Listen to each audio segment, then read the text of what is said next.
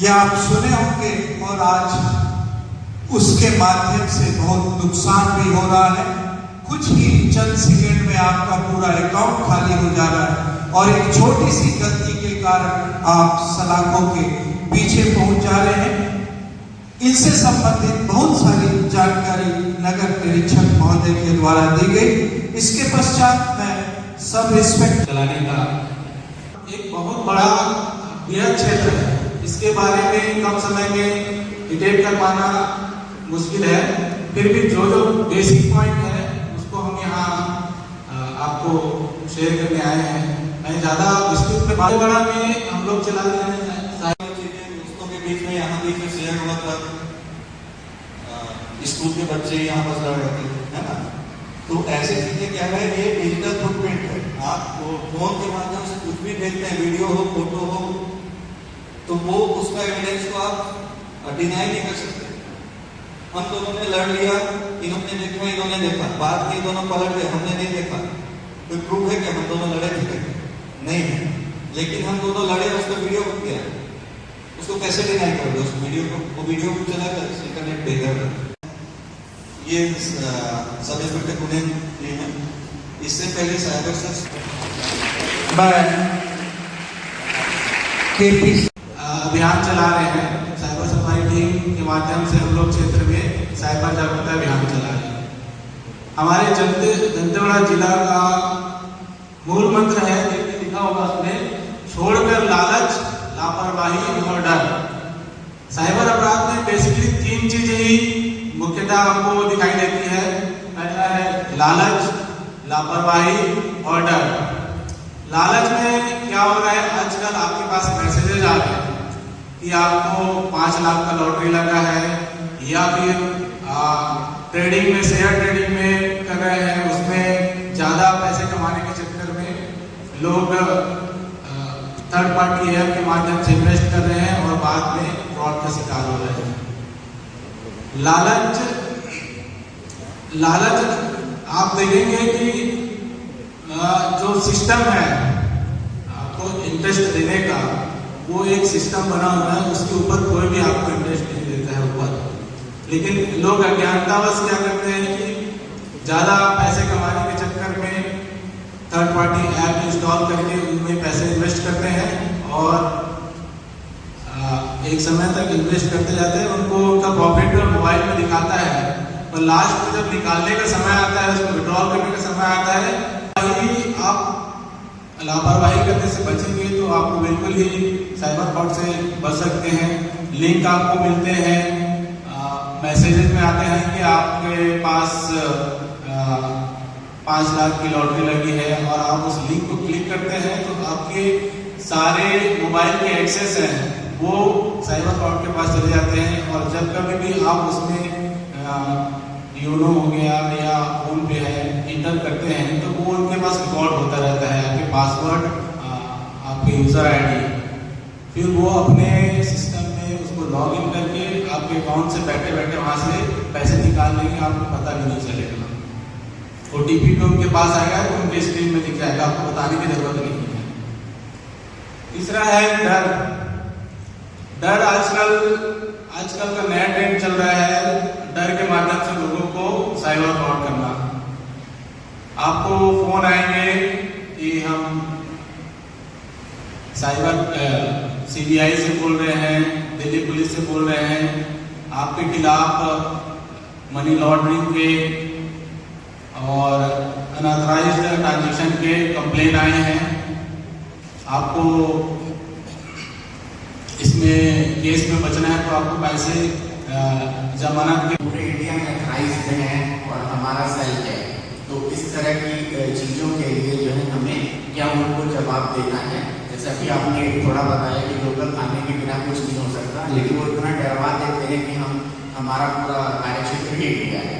तो ऐसे में पोलाइटली में क्या बोलना है एक बार सबसे पहले? जी बिल्कुल सर, क्राइम रजिस्टर हुए हैं, आपको हमारे क्षेत्र में मतलब हमारे ऑफिस या उसके रिलेटेड कोई प्रोसेस करवानी है तो जो भी प्रोसेस मैंने पहले बताया कि जो भी प्रोसेस आपको करवानी है वो बिना लोकल थाने की कानूनी कार्रवाई होगी, वो बिना लोकल थाने के सूचना दिए वो आपको यहाँ से ले जा नहीं सकते या कोई भी कार्रवाई नहीं कर सकते। अगर आपको कोई दिक्कत होती है, कोई भी इस टाइप के आते हैं, तो आपको क्लियर करने के लिए बिल्कुल थाना आइए और पूछे सर मुझे ये कॉल आ रहे हैं, मैं क्या करूँ, ये वाकई में सही है या गलत है। तो हम आपको उसको चेक करके बताएंगे कि ये वाकई में सही है या गलत है। वैसे जो ऑथराइज पर्सन रहते हैं वो प्रॉपर एक चैनल में आते हैं, उनके लिए एक अगर बाई कोर्ट आएंगे तो उनके वारंट रहेगा, वारंट भी लेके आएंगे बाई कोर्ट। बहुत बहुत धन्यवाद आपका कि आपने साइबर क्राइम के बारे में बताया। थोड़ा सा इसका समाधान भी बताइए कि मान लीजिए हमारी बच्चियाँ हैं, उनकी कुछ फोटोज जैसे आप बोल रहे न्यूडिटी आ गई, तो उनको कोई ब्लैकमेल कर रहा है, तो इसमें वो समाधान के लिए पहला स्टेप क्या उठाएंगे? आपकी तरफ से क्या मदद हो सकता है? या हमारे बॉयज हैं, मैंने 1-2 केसेस देखे हैं कि पैसा उनसे इतना वसूल लिया गया है कि बच्चे आत्महत्या तक कर रहे हैं, मतलब पहचान नहीं सकते कि वो कहाँ कैसे फंसे हैं। तो ये लोग कहाँ जाए?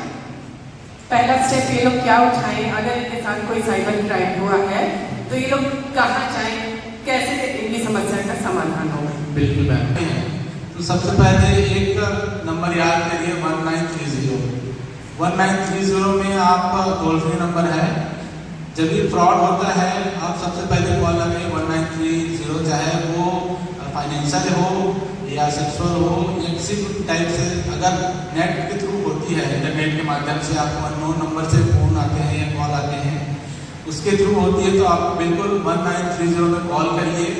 या फिर चूँकि ये इंडिया का नंबर है तो थोड़ा बिजी आता है, तो अगर वो बिजी आए तो हमारे दंतेवाड़ा में इसी समस्याओं का समाधान के लिए हमने एक साइबर हमारी हेल्पलाइन नंबर जारी किया है। वो मैं नंबर आप लोग को नोट करा देता हूँ, वो नंबर एक बार नोट कर लिए, उसके बाद में आगे हेल्पलाइन नंबर में आप कॉल करेंगे तो हमारे जिले से हमारे जिले साइबर से दंतेवाड़ा में हमारी टीम बैठी है, उनको समस्या फ़ोन से ही बताएंगे, व्हाट्सएप से बताएंगे आपकी समस्या, तो तुरंत वो पोर्टल में अपलोड कर देंगे। या दूसरा है, अगर 1930 में आपके कॉल नहीं लग रहे हैं तो साइबर पुलिस पोर्टल है cybercrime.gov.in, इसमें आप साइट पर जाकर अपने कंप्लेंट दर्ज कर सकते हैं। यदि ये क्राइम होने के बाद भी आपका कॉल नहीं लग रहा है, किसी संपर्क में हो रहा है या रजिस्टर नहीं कर पा रहे, तो बिल्कुल हम लोकल स्तर पर थाना पे हैं, आप बिल्कुल वहाँ आइए। इस कार्यक्रम में मेरे सामने डीएवी स्कूल के प्रिंसिपल सर बैठे हुए हैं, हमारे संजय यादव जी और गुनेंद्र जी, एसआई साहब, डीएवी स्कूल के सभी शिक्षकगण और प्यारे बच्चों। तो बचा नहीं है, हमारे दोनों पुलिस के जवानों ने बहुत ही अच्छी तरीके से आप लोगों को समझाया है। मैं सिर्फ इतना कहना चाहूंगा कि देखिए, बहुत बार हम लोग ओवर कॉन्फिडेंस में आकर के साइबर फ्रॉड में फंस जाते हैं। लगता है कि हम लोग पढ़े लिखे, हम लोग बेवकूफ नहीं बन सकते, लेकिन ऐसे लोगों को भी वो लोग टारगेट कर जाते हैं। मैं आपका एग्जाम्पल बताऊंगा, अपना भी एग्जाम्पल बताऊंगा। 4-5-6 साल पहले आप लोगों को शायद याद होगा, हमारे टीचरों को याद होगा कि ATM card, debit card, credit card का अपडेटेशन चल रहा था। ऐसा मैसेज चल रहा था, अपडेट हो रहा है। घटना याद आ गई, इसलिए मैं खुद ही उठ के आया हूँ। डीएवी स्कूल सुकमा का घटना है। एक 12 साल की बच्ची, एक 14 साल की, दोनों बहनें थी, फ्री फायर गेम खेलती थी, ऑनलाइन गेमिंग में छोटी वाली बच्ची की दोस्ती हो जाती है, मतलब गेमिंग में लड़ाई हो जाती है, क्योंकि गेमिंग ऑनलाइन होता है, सामने वाले की केवल आईडी दिखती है, कौन था क्या था नहीं पता। एक ऑनलाइन एक लड़के से दोस्ती हो जाती है, लड़ाई हो जाती है। लड़ाई फिर वो सॉल्व करने के लिए उसकी बड़ी बहन आ जाती है, वो दोनों लड़ाई हुआ। एक लड़का जो रहता है बहुत ज्यादा साइबर में बहुत एक्सपर्ट रहता है, वो बड़ी बहन से दोस्ती कर लेता है और उसके इंस्टा पे चैटिंग चालू हो जाते हैं। उनको गेमिंग का नया ट्रिक बताता है, जीतने के लिए कैसे जीत सकते हैं, क्या जीत सकते हैं। सर इनका इनसे इतनी अच्छी फ्रेंडशिप हो जाती है कि बड़ी बहन से वो कंटिन्यू व्हाट्सएप कॉल चैटिंग चालू कर देता है। उसके ऑनलाइन वीडियोस कॉल चालू हो जाते हैं, न्यूड वीडियोस उसने स्क्रीन पे शेयर कर दिया। जैसे नाइट में कॉल किया, इसको न्यूड होने के लिए बोले और न्यूड वीडियोस उसने स्क्रीन रिकॉर्डर से रिकॉर्ड कर दिया। यहाँ तक तो हो गया कि उसने कैसे किया हुआ, जब थोड़े दिन बाद बच्चे को समझ में आता है कि मैंने गलत किया है, ये लड़का ठीक नहीं है करके, तो किसको बात हो रही थी। एक चीज आप लोगों के वो बहुत तेज चलाते हैं, बिना लाइसेंस के चलाते हैं, बिना नियमों के चलाते हैं, बिना हेलमेट के चलाते हैं। तो स्कूल परिसर में तो अलाउड नहीं है। ये क्या प्रॉब्लम होगी वहां पीछे? बाहर इधर उधर खड़ा करते हैं तो उस पर जो है आप लगाम लगाइए।